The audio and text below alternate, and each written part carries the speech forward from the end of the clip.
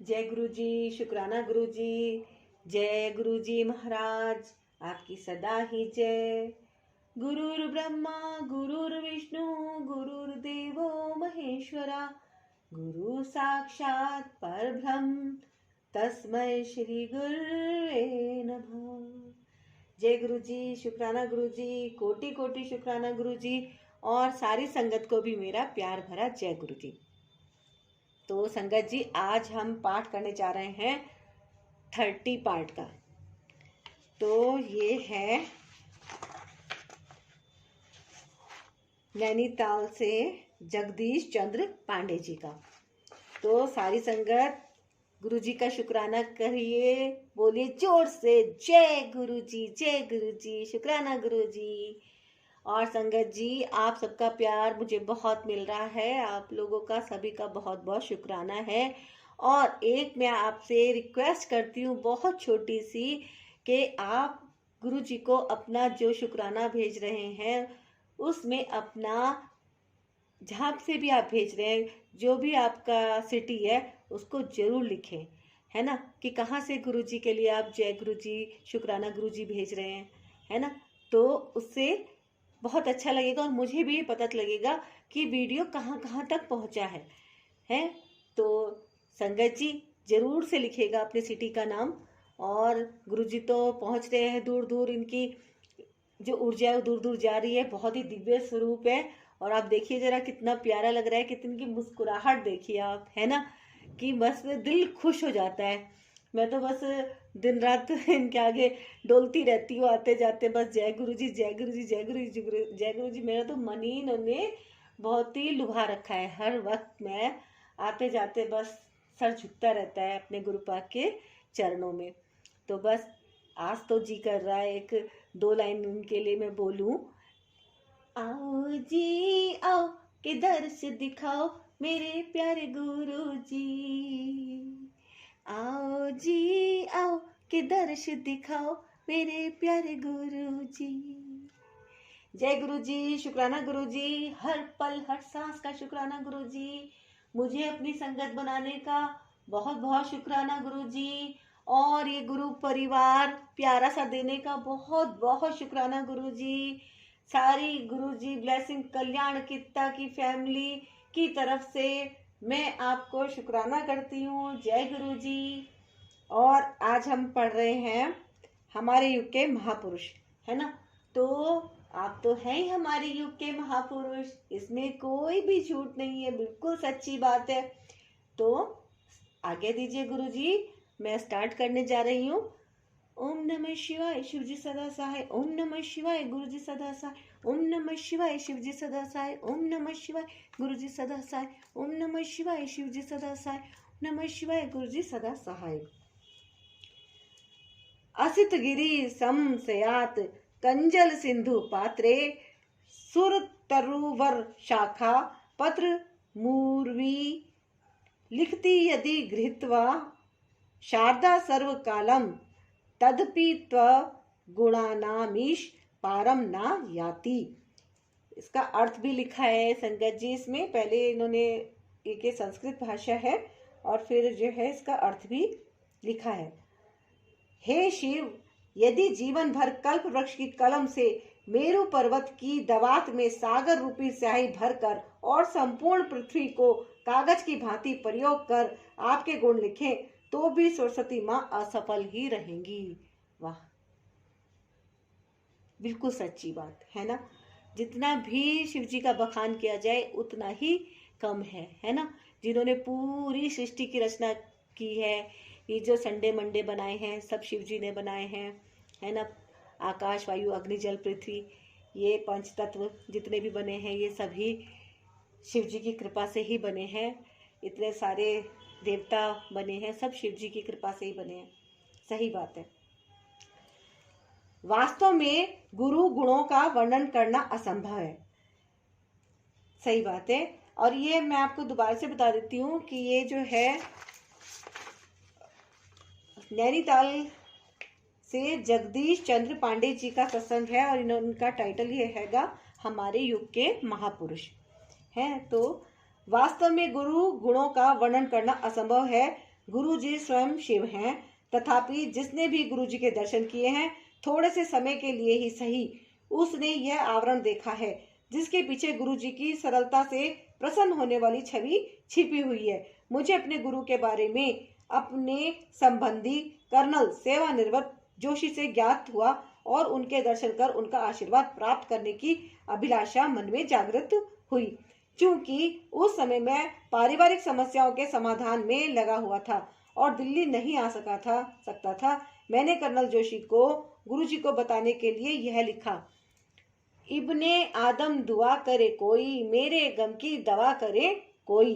मेरे संदेश गुरुजी तक पहुंचा ही होगा कि मुझे उनके दर्शन और उनके आशीष का सुअवसर प्राप्त हो गया। उनके कमल चरण करते हुए ऐसा लगा जैसे वे कह रहे हों, मम दर्शन फल परम अनुपा, जीव पाव निज सहज स्वरूपा। यह महापुरुषों की कसौटी है। उनके सानिध्य में साधारण मानव का मन भी उस आनंद सिंधु में गोते लगाने लगता है जिसकी प्राप्ति के लिए बड़े बड़े तपस्वी अनेक जन्मों तक प्रयास करते रहते हैं। गुरुजी अंतर्यामी है और मेरा मानना है कि वह बिना कुछ व्यक्त किए ही मन की चाहत पूरी कर देते हैं। एक चेतावनी है, हमारी इच्छा पूर्ति तभी संभव है जब वह हितकारी हो।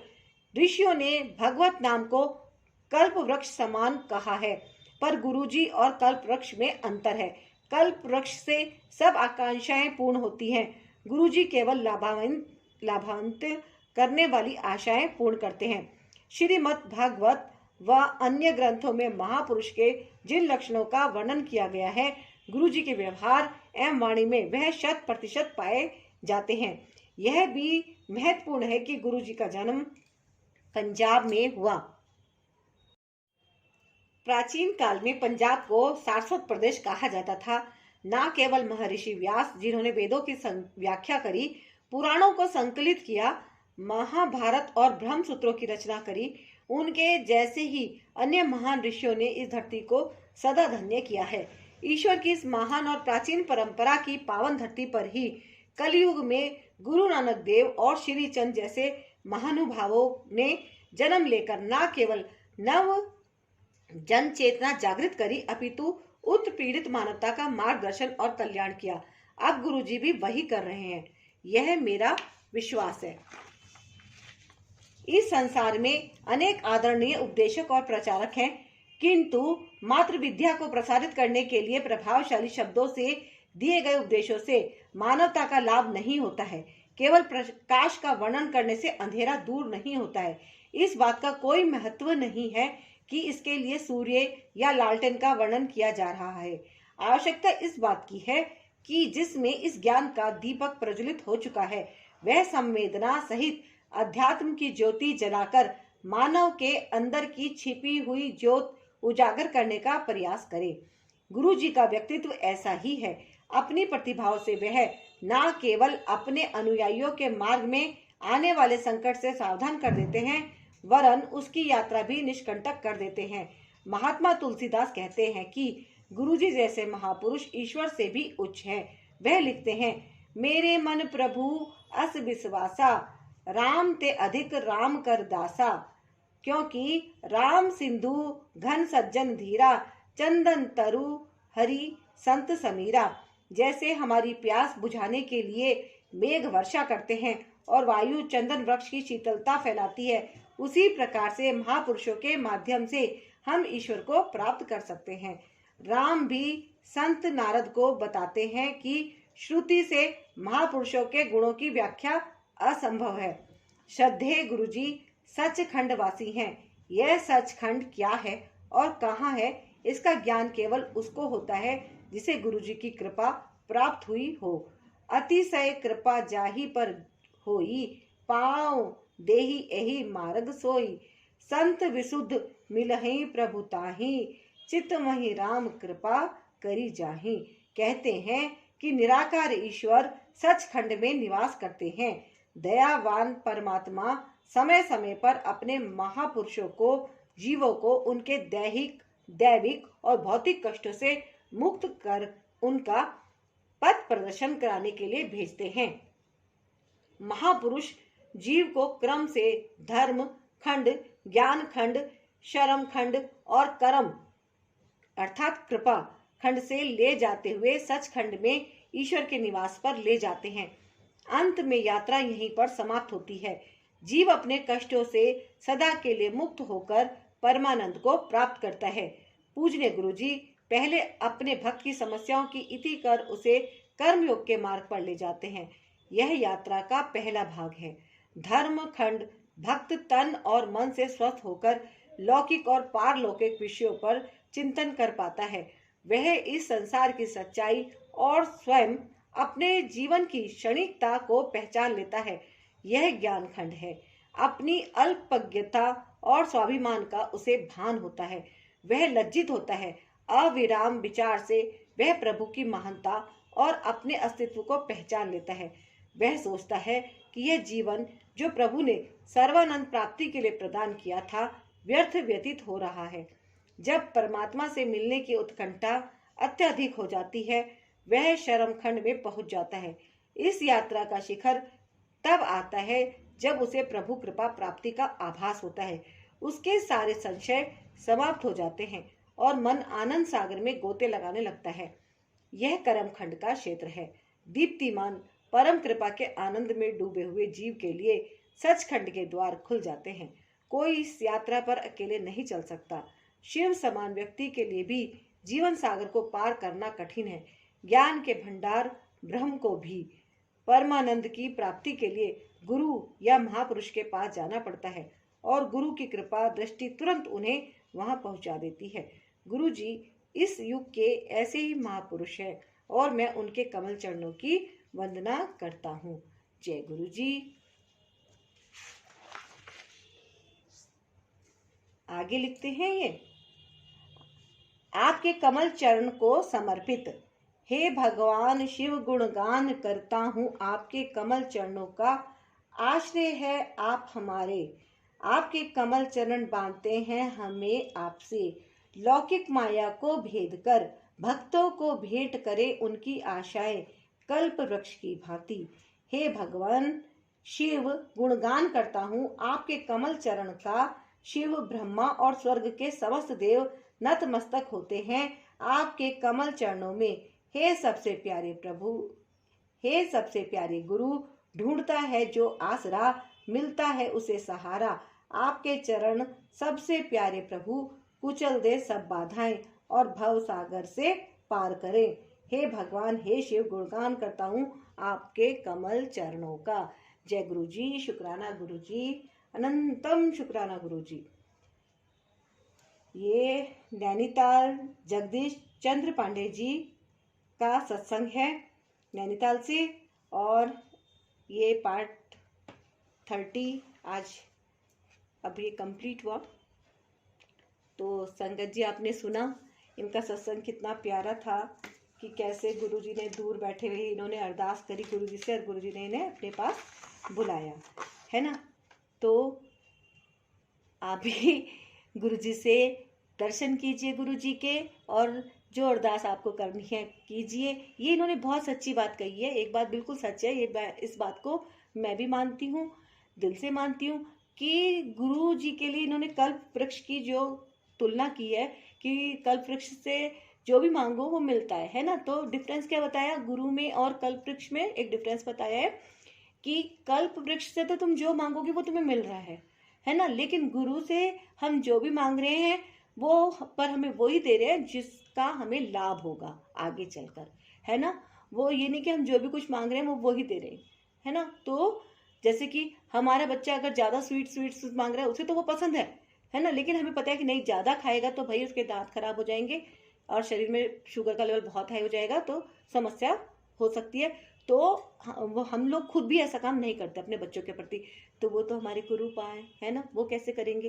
तो यही बातें हमें समझनी होती हैं जब हम थोड़ा सा मिच्योर एज में आते हैं। जैसे हम पहले जो हम छोटे बच्चे होते हैं धीरे धीरे हम ग्रो करके बढ़ते रहते हैं, बहुत सारी बातें हम सामाजिक रूप से सीखते चले जाते हैं, और जब हम गुरु के सानिध्य में आते हैं तो हमारा लेवल थोड़ा सा और बढ़ जाता है ना। तो हमें बहुत सारी बातों का ऑटोमेटिकली ज्ञान होता है। ये ज्ञान भी ऑटोमेटिकली होता है, मतलब हम किसी किताब को पढ़ रहे हैं, पढ़ना और समझना दो बातों में अंतर आता है ना, कि पढ़ना और समझना। पढ़ पढ़ के हम समझ रहे हैं, है ना।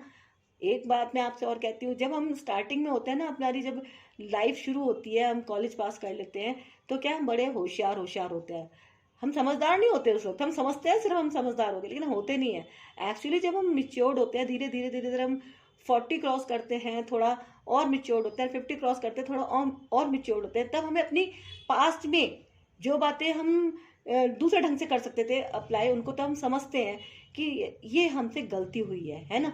तब अब क्या है, अब हम समझदार होते हैं। पहले हम होशियार होते हैं, अब हम समझदार होते हैं, क्योंकि हमने इतना सारा एक्सपीरियंस लिया है, अनुभव, जो हमें अनुभव हो चुके हैं।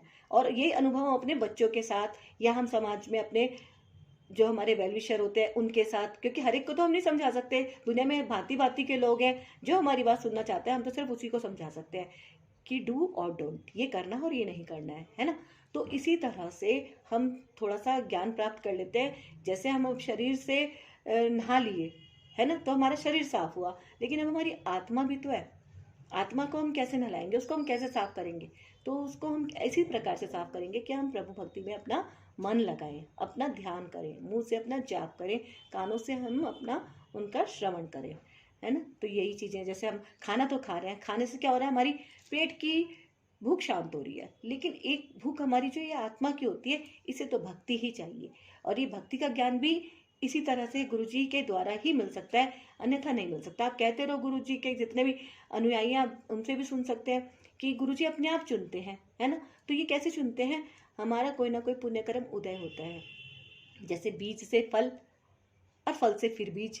तो इसी तरह से भक्ति करने से हमें गुरु का सानिध्य मिल रहा है। तो और गुरु का सानिध्य कब मिल रहा है, जब हमारे कोई पुण्य कर्म उदय हो रहा है।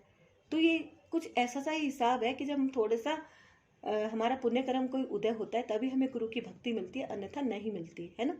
तो संगत जी, बताइएगा, आपको ये हमारे युग के महापुरुष, ये इनका नैनीताल से जो सत्संग इन्होंने अपना शेयर किया है, आपको ये कैसा लगा, जगदीश चंद्र पांडे जी का। और ये गुरु जी के दिव्य स्वरूप को आप जरूर शुक्राना कीजिएगा। और आप सबके लिए मैं गुरु जी से अरदास करती हूँ, अपनी यूट्यूब फैमिली, क्योंकि ये मेरा एक परिवार है ना, ये भी मेरा परिवार है। तो अपने परिवार के लिए तो हर कोई माँ जिस तरह से खुशियाँ मांगती है, उसी तरह से मैं भी गुरु जी से, गुरु जी ब्लेसिंग कल्याण कित्ता के जितने भी मेरे सब्सक्राइबर हैं, वीडियो को लाइक करते हैं, शेयर करते हैं और कमेंट अच्छा अच्छा शुक्राना करते हैं, मैं आप सब के लिए गुरु जी से अरदास करती हूँ कि गुरु जी, ये गुरु जी ब्लेसिंग कल्याण कित्ता चैनल के जितने भी सब्सक्राइबर हैं, सभी लोग बहुत खुश रहें, मस्त रहें और इसी तरह से आपका शुक्राना करते रहें। जय गुरु जी। आज्ञा दीजिए, जो भी कुछ भूल चूक हो गई है उसके लिए क्षमा कीजिए। संगत जी, अगर कुछ गलती हो गई हो तो आप भी क्षमा कीजिए। जय गुरु जी।